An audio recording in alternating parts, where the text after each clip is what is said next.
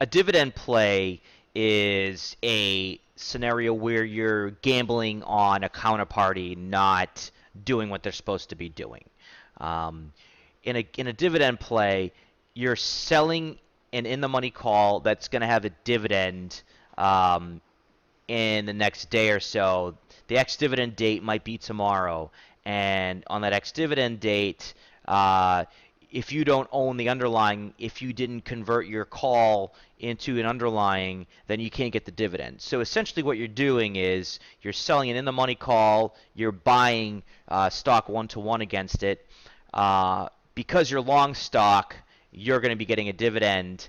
Um, if the counterparty, a randomly selected counterparty from the OCC, does not exercise their in the money call, they're not going to have the ability to collect the dividend. And what we're doing here is just kind of gambling on people being smart enough and knowing that they have a dividend coming up, that there's an ex-dividend date tomorrow, and that they need to early exercise their call.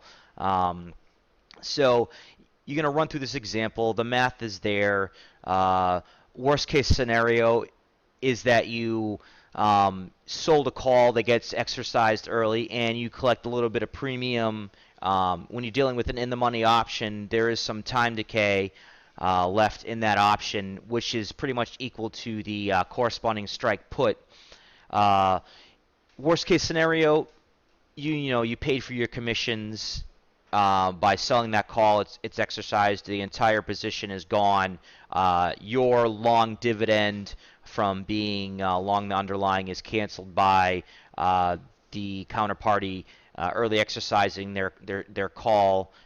Best case scenario is that they don't exercise the call and you get to keep the dividend on your end. So it's another play that people look for constantly in the market, and it's kind of like a freebie lottery ticket here. So read up on it, doing the math, make sure you sell the underlying at the right price, and it's a zero plus strategy.